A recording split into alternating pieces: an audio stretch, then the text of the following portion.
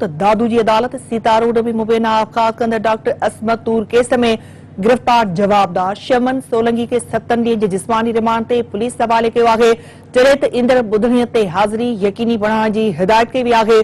दादू जी अदालत सीता रोड में मुबैना आबकात कंदड़ डॉक्टर असमत केस में गिरफ़्तार जवाबदार शमन सोलंकी के 7 ॾींहनि जे जिस्मानी रिमांड ते पुलिस हवाले करे छॾियो। ईंदड़ ॿुधणीअ ते हाज़िरी यकीनी बणाइण जी हिदायत कई वई आहे। अहम ख़बर नाज़रीन अवां सां शेयर कयूं पिया त दादू में पुलिस डॉक्टर असमत तूर जे मुख्य जवाबदार खे अदालत में पेश कयो आहे। अदालत जवाबदार शमन सोलंकी के 7 ॾींहनि जी जिस्मानी रिमांड ते पुलिस हवाले कयो वियो आहे। वधीक तफ़सील मालूम करण लाइ असां राब्तो कयो आहे दादूअ में सिंध टीवी न्यूज़ जे ब्यूरो चीफ वली चांडियो सां।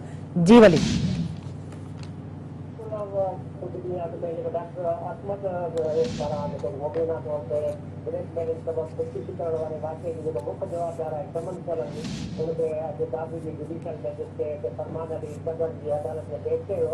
पुलिस पारां वधीक जांच करण जे लाइ मोहलत ॾिनी वई आहे। 7 ॾींहनि जो अदालत पारां रिमांड ॾिनो वियो आहे। उन वक़्तु जांच ऑफिसर ॿुधायो आहे त असां मोबाइल जेका डेटा आहे उहा कढाए वरिती आहे। उन में SMS में ज़ाहिर थिए थो त शमन सोलंकी जेको आहे ब्लैकमेल कयो डॉक्टर जे करे जेको मुबैना तौर ते ख़ुदकुशी कई आहे। जे करे अञा वधीक असां तफ़सील हासिल करण लाइ मेरिट ते फ़ैसिलो करण जे लाइ चालान करण जे लाइ जेको 7 ॾींहं पुलिस रिमांड वरितो आहे ऐं जेको 7 ॾींहनि खां पोइ चालान पेश कयो।